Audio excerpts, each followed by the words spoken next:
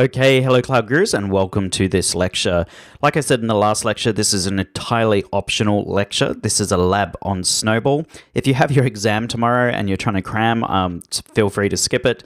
Likewise, if you don't really care about watching a snowball in real life, feel free to skip this lecture and go on to the next one.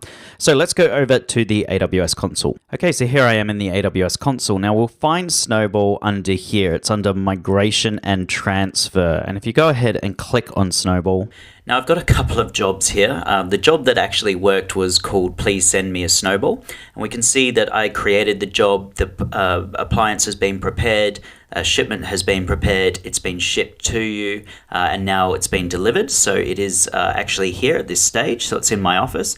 And by the time I send it back, we're going to put it in transit to AWS. It'll be at AWS, they'll be importing, and then it will be completed. Now, it's going to seem a little bit funny, but I'm basically just going to put a text file on this Snowball which says "Hello Cloud Gurus" and send that back to Amazon.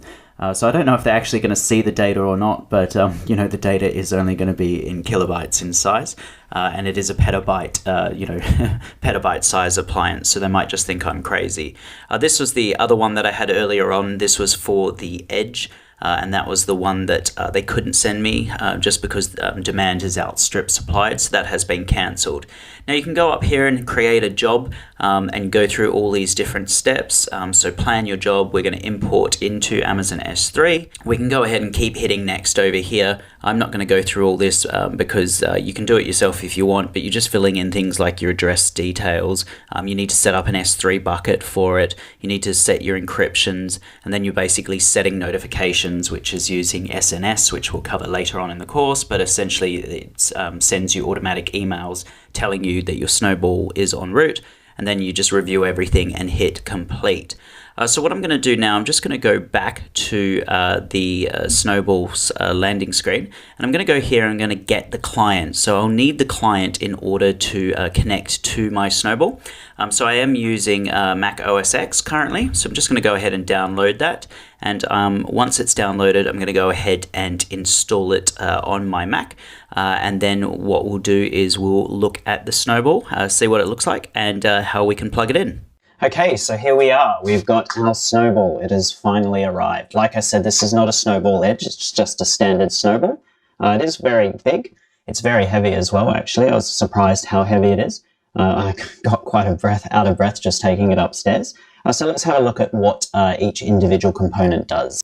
Okay, so this is the front of the Snowball, and you can see we've got this little thing just down here. It's like a little handle that we've got to open up. It says open this panel first. Flip it to lie on top of the case. And you can see my Snowball has been damaged by somebody else. AWS, if you're watching this, that's how it arrived. So what I'm going to do is just go ahead and open this panel and flip it back up onto the top of the case. And so all we do is we push in this little button here, push this up, and that opens up the top of the case. And then you can see in here, this is our Kindle that we're going to use in order to access our Snowball. Next thing we need to do is just turn it around. We've got to open up this panel on the back. We just click in this button, push it up, and in here we can see at the very top you've got the power cables and the Ethernet cables, etc. And so here's our power cables and our Ethernet cables. And what I'm going to do is I'm going to unwind all of this. I'm going to plug in the power, and then I'm going to plug the Ethernet cable into my router or router, however you wanted to pronounce it, whether you're Australian or American, downstairs. And then what I'm going to do is fire up the Snowball client. One thing to note is that the Snowball doesn't come with its own power lead. You do need your own adapter. It's just a standard kettle plug though, so we're just going to plug that in now. Okay, so everything's plugged in. And all we need to do now is go down here, and down just above the Kindle you can see there's a power button. So I'm just going to turn that on. And boom! It's quite noisy.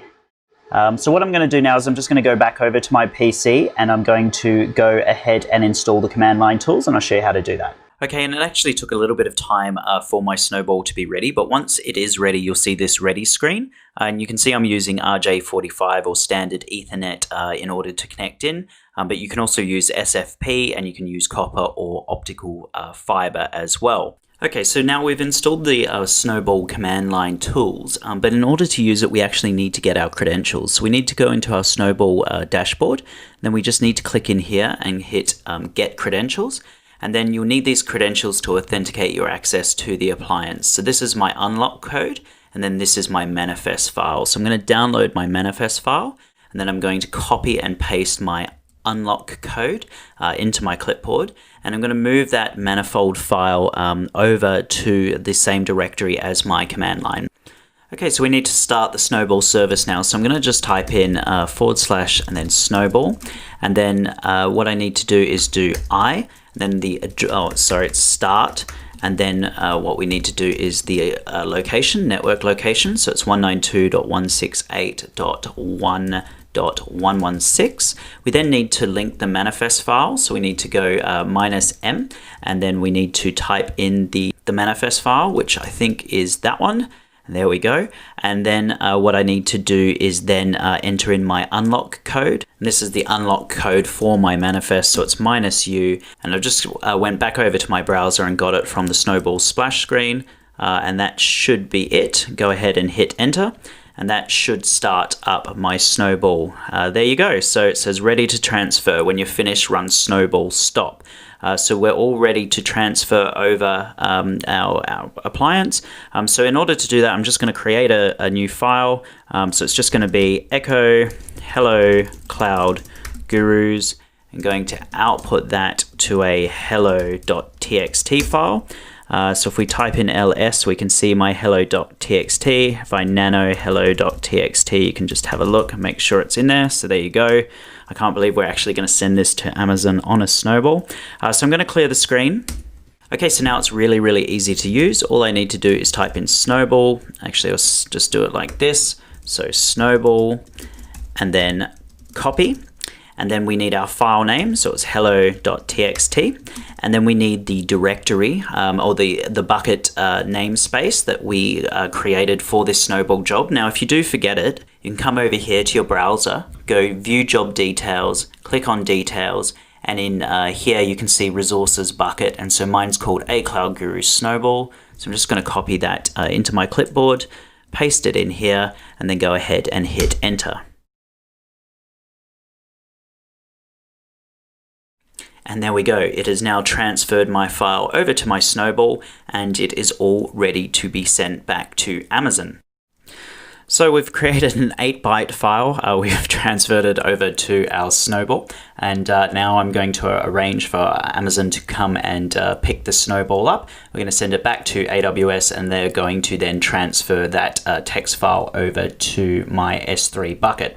So I really hope you have enjoyed this lecture, guys. Again, it's just good to know what a Snowball is at a high level and how it all works. If you ever do, go out and get one, they are lots of fun, but don't do what I did and just copy one single text file and then put it into S3. I might actually do a local backup of our A Cloud Guru directory, of our A Cloud Guru file server, and put that into S3, so I might not just send them back a text file, but we'll see. Okay, so if you've got any questions, please let me know. If not, feel free to move on to the next lecture. Thank you.